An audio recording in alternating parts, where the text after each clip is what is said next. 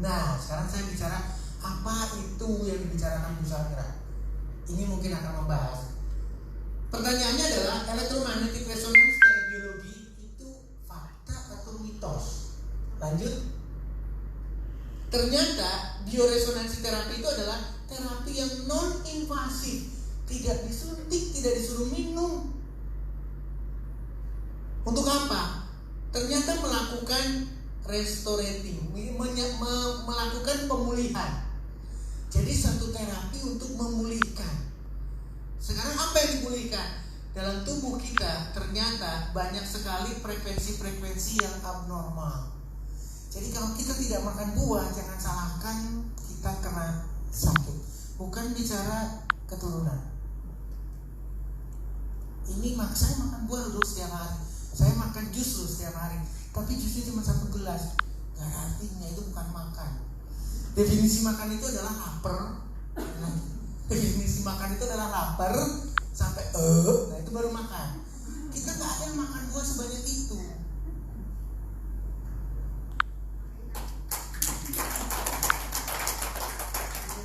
Lanjut, sebentar, masih di.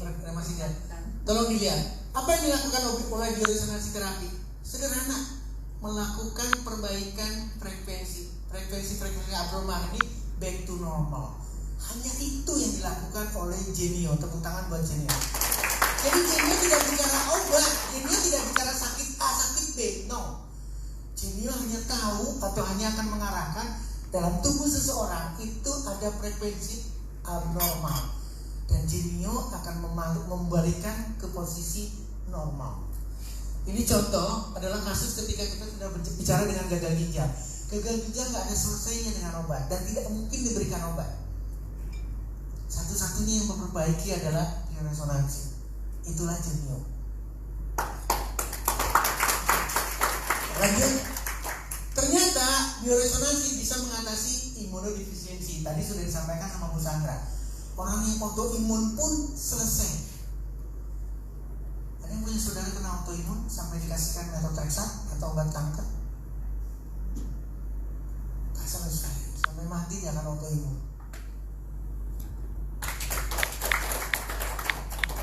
Yuk kita lihat bioresonansi. Bioresonansi mengatasi rheumatoid arthritis. Sama. Ini salah satu kasus dengan autoimun. Autoimun itu tidak mungkin satu, Pak. Jadi kalau ada saudara kita kena lupus, seolah-olah autoimun lupus saja. No way. Pasti dia nambah. Pasti rheumatoid arthritis, pasti tiroid, dan seterusnya. Tidak mungkin satu. Pasti ada psoriasis. Jadi ini satu kendala buat kita. Salah satunya cuma kita menyederhanakan, kita pakai bioresonansi, bukan sentuhan obat. Lanjut, menarik. Bioresonansi depan ini yang tadi. Maju. Yes. Ini lebih parah lagi. Saya ingin menjelaskan apa itu cystinosis. Cystinosis itu adalah kondisi orang tersebut, individu tersebut sudah sakit berbagai organ. Jadi di sini tertulis disfungsi in many organ. Jadi bukan satu, jantungnya sudah kena, ginjalnya sudah kena, pankreasnya sudah kena. Maka nggak mungkin pakai obat. Oke, saya balik lagi kasus yang tadi. Ketika seseorang itu berobat karena diabetes, maka masuklah ke penyakit dalam, endokrin. Tapi ketika kelainan jantung, ada lagi, oh ternyata ada gangguan jantungnya. Contohnya Pak Yulis ada darah tingginya. Darah tinggi rujuk lagi nih sekarang ke ginjal hipertensi. Sama-sama penyakit dalam. Tapi dia akan menghasilkan obat yang berbeda.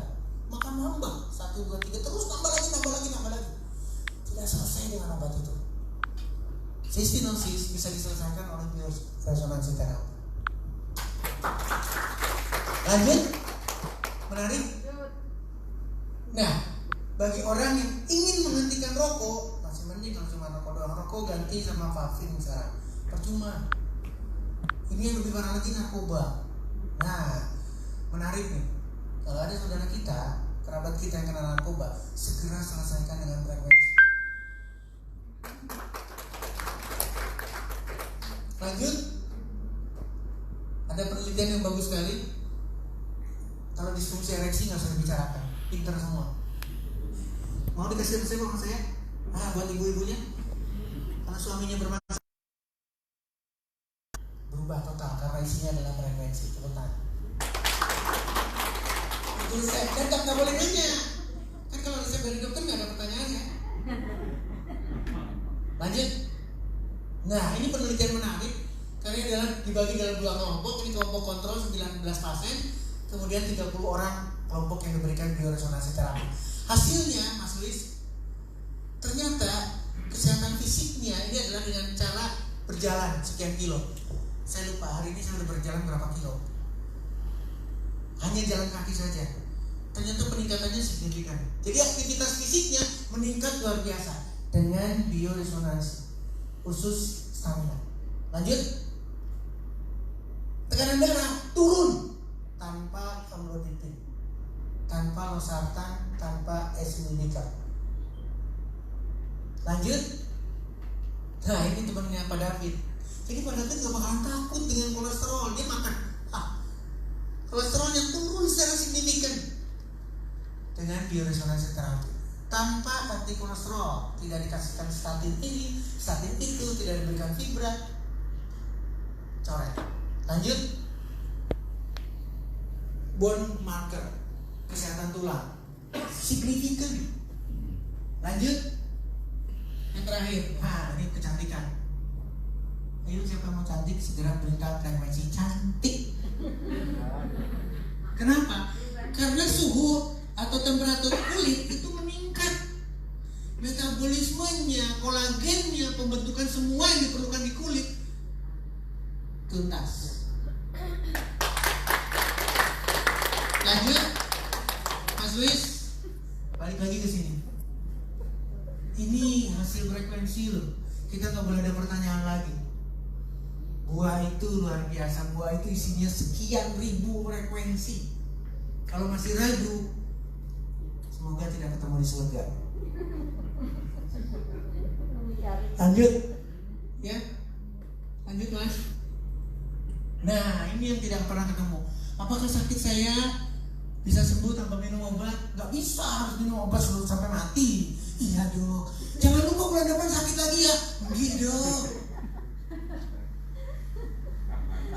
Si bu ketawanya lepas, bu ketawanya jadi enak tuh. Ini gak selesai loh. Lanjut pertanyaan berikutnya. Apakah sakit saya bisa sembuh tanpa disuntik? Gak bisa, harus sampai mati disuntik insulin. Untung ketemu tanggal 8. Ibu, bapak, teman-teman yang punya saudara yang sudah disuntik insulin, yang saya minta bukan insulinnya dibuang. Mohon maaf, saya tidak berbicara di komersialisasinya, penjualan dan seterusnya ya. Glukometernya aja suruh saya buang. Karena ketika insulin itu milik pasien, hari ini saya mau ketemu nih, mau pesta nih, dia akan suntikan dulu dosis yang lebih tinggi. Kalau tadi 21 naik ke 22. Udah pintar dia ngatur deh. Oh, bentar lagi aku makan sate, naikin jadi 25. Karena dikasihkan ke pasien. Dan sebelum itu, mohon maaf Mbak, sebelum itu dia cek dulu gula darahnya. Klik. Wih, normal, alhamdulillah. Lanjut. Nah, ini yang menarik. Terakhir, slide. Klik. Nah, frekuensi itu tidak ada efek samping. Buah itu tidak ada efek samping. Kalau buah ada efek samping, tidak mungkin disediakan di surga. Ketika orang itu makan buah, makan frekuensi yang dititipkan di buah, dia sakit perut, jangan salahkan buahnya, yang salahkan perutnya. Karena selama ini dia tidak pernah memperbaiki, dia tidak pernah merawat perutnya dengan baik. Lanjut. Tinggal beberapa slide. Nah, ini menarik. Yang saya ingin cuma satu. Ini mungkin mau jadi satu motivasi buat kita semua. Tolong yang kalimat terakhir aja. Ternyata bioresonansi atau frekuensi itu betul-betul dipakai untuk diagnostik. USG itu adalah frekuensi sound. Ultrasound itu adalah frekuensi. MRI jelas-jelas resonan itu adalah frekuensi. CT scan adalah frekuensi. X-ray adalah frekuensi atau gelombang. Itu semua dipakai sama dokter. Tapi sebatas di sini, tik, untuk diagnosis, membantu menentukan satu kondisi penyakit. Tapi tidak dipakai untuk terapi. Ada yang tahu kenapa? Nah, kalau semua pakai terapinya pakai bioresonansi terapi, tidak ada pasien. Ini jelas. Lanjut, Mas Kulis.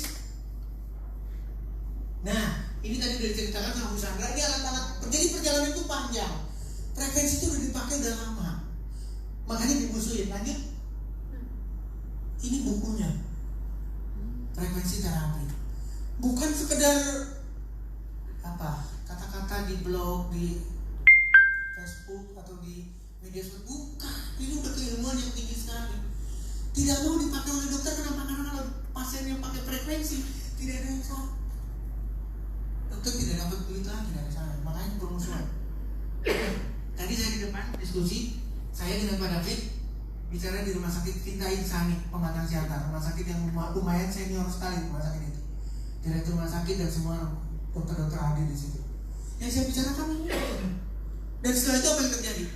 Iya, Pak David, saya kena prostat, saya ada diabetes, saya lengkap penyakitnya. Lanjut. Beberapa slide terakhir, please. Next slide, please.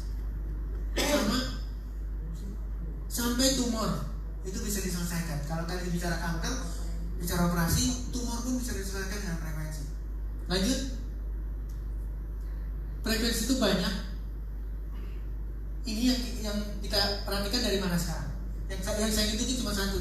Nanti pada kita akan lebih dalam lagi. Sampai DNA pun dipengaruhi. Sampai bagian dari sel pun bisa disentuh oleh frekuensi. Jadi kalau minta, mohon maaf, saya minta anti-aging. Kan semua bicaranya anti-aging sekarang. Kita cuma minta sama Pak David DNA, memulihkan ke tingkat kromosom. Ingat loh, virus itu RNA, DNA. Virus itu bukan sel. Kita bicaranya adalah messengernya, DNA, RNA. Makanya disebut virus RNA virus atau DNA virus. Ketika ini yang diserang, diberikan frekuensi khusus untuk mematikan di sana, selesai dengan COVID.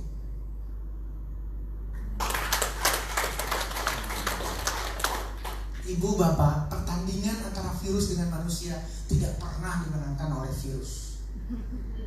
Itu fakta, kita nggak usah takut.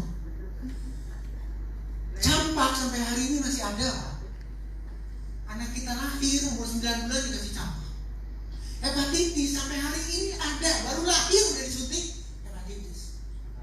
Nggak pernah. Meskipun sekarang COVID lagi bicara Sinovac-nya, vaksinnya, tapi tidak ada Sinovac pun tidak akan pernah menang. Karena kita sudah dibekali dengan semua lengkap, pertahanan tubuh kita sudah ada, sistem pertahanan tubuh kita sudah dilengkapi, berlapis. Dari mulai kulit kita, kemarin kita masih bicara tidak boleh pegang mata, tidak boleh pegang hidung, tidak boleh pegang mulut. Padahal di sini sudah dilengkapi oleh Allah Subhanahu wa Ta'ala. Di sini ada enzim yang luar biasa namanya lisosim. Di sini ada enzim, di sini ada enzim. Kita takutnya luar biasa. Apalagi seluruh tubuh sistem pertahanan tubuh kita. Lepas dari di luar darah kita ada makrofag. Tingkat 2. Fagositosis, mematikan bakteri, mematikan virus. Lepas dari sana, tahap 3-nya lagi, antibodi. Jadi kita nggak usah ragu, pasti akan keluar spesifik antibodi COVID yang ada di Indonesia. Bukan COVID yang di lintang utara, bukan yang lintang selatan. COVID yang khusus di Indonesia, itu pasti kita punya. Mbak Sandra tidak suka petai. Saya suka petai. COVID mampir ke tempat saya, itu langsung berubah. Beda. Apalagi dengan Eropa, apalagi dengan lintang selatan, beda sama sekali. Jadi kalau bawa vaksin dari sana, jawabannya apa? Uji coba dulu. Dan itu yang terjadi di kita sekarang. Karena beda vaksinnya, harus vaksin kita. Tanya aja sama Bio Farma yang tukang bikin vaksin. Mau sekali jauh-jauh kita udah punya Bio Farma. Lanjut. slide. Nah, setiap sel, baik itu yang menyebabkan penyakit maupun non-living, artinya atau kalsium ataupun yang tidak hidup lah, itu masing-masing mempunyai frekuensi. Dan menariknya, frekuensi ini bisa diukur oleh suatu alat. Tapi bukan cuma mengukur. Jadi USG, MRI, CT scan itu mengukur. There's something wrong yang ada dalam tubuh seseorang. Itu terbaca di gambarnya. Berarti frekuensi itu bisa membaca ada sesuatu penyakit. Setuju? Tapi yang menarik lagi, selain bisa dibaca, ini bisa menyembuhkan. Ini yang tidak dipakai. Frekuensi itu bisa menyembuhkan. Frekuensi itu bisa merubah sistem yang tadinya apa sekarang? Low frekuensi, katakanlah bukan low frekuensi, tapi frekuensinya tidak semestinya balik ke normal. Frekuensinya tadinya berlebihan, back to normal. Itu yang dilakukan oleh bioresonansi terapi. Lanjut. Gedung sampai bagian daripada sel itu terpengaruh oleh frekuensi. Tersentuh. Habibie, almarhumah presiden kita, almarhumah COVID lagi. Berarti nggak tidur. Saya senang tadinya berangkat ke Jerman karena di sana beliau mau operasi mata. Tapi di sana diperiksa whole body. Ketahuanlah ginjalnya lebih berat daripada matanya. Maka yang dilakukan di sana dari mulai pemeriksaan itu menggunakan frekuensi. Paham sekarang? Dan terapinya frekuensi juga. Tapi ketika tiba-tiba ada di Singapura, saya kaget loh, kan ada di Singapura, padahal tadinya lagi treatment di Jerman. Dan itu menggunakan bioresonansi. Ini adalah bioresonansi. Kita akan tersentuh semua. Yang kita lihat cuma pelangi, Mejikui, Binyu, itu adalah frekuensi.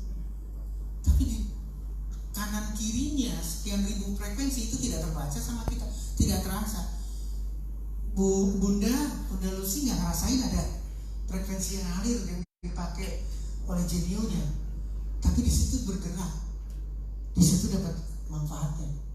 Lanjut. Nah, otak kita bisa dibaca frekuensinya, dan ini dipakai oleh kedokteran. Shock terapi adalah frekuensi. Orang depresi dibangunkan dengan shock terapi supaya dia tidak depresi. Itu sudah dipakai. Lanjut. Ini adalah frekuensi delta, theta, alpha. Ini frekuensi berbeda. Artinya bisa terbaca. Lanjut. Orang yang sehat ini frekuensi. Orang yang meninggal no. Orang yang sekarang, orang kena kanker, orang kena, semua beda frekuensinya. Jadi bisa terbaca. Lanjut. Demikian juga yang kita bicarakan, baik itu virus maupun bakteri. Nanti ada videonya, saya tidak bisa menyampaikan sekarang karena materi dari Luis. Kita bicara TBC, tapi TBC jangan yang virus, TBC yang bakteri. Itu bisa diserang, bisa diberikan frekuensi khusus untuk membunuh TBC. Kasihan anak-anak kita yang kena TBC, kenapa harus berobat 6 sampai 9 bulan. Ototoksi, hepatotoksi, nefrotoksi, kena semua. Ginjalnya kena, livernya kena, ini nggak dengar. Karena obat spesifik TB. Virus luar biasa. Nanti ada cerita HIV dengan AIDS. Kita punya cerita. AIDS pasti tidak mau. Yang ada di Genio, semua orang yang memberikan testimoni itu kita minta izin. Jadi hari ini yang saya lakukan adalah saya melakukan promosi kesehatan. Saya berubah. Saya berharap orang tidak sakit. Menggeser supaya tidak ada yang sakit. Kalau sakit memang obat judulnya, itu nggak bisa disalahkan. Tapi harus dilakukan preventifnya. Nanti Pak David akan lebih kenceng lagi. Mudah-mudahan bermanfaat. Saya mohon maaf. Itu yang ada, itu kejadiannya. Dan saya akan lanjut seperti yang tadi ceritakan. Hari Senin kita akan ada di Magetan. Hari Minggu sudah ditunggu di Medan. Hari Minggu berikutnya sudah ditunggu lagi di Banyuwangi dan seterusnya. Mudah-mudahan bisa jadi inspirasi buat Bapak Ibu teman-teman semua. Saya minta maaf sekali lagi bila topik wabidaya. Wassalamualaikum warahmatullahi wabarakatuh.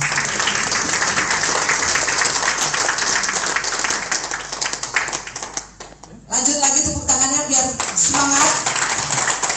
Sekali lagi terima kasih Dr. Raden Setio Budi Prayitno. Saya mau cek.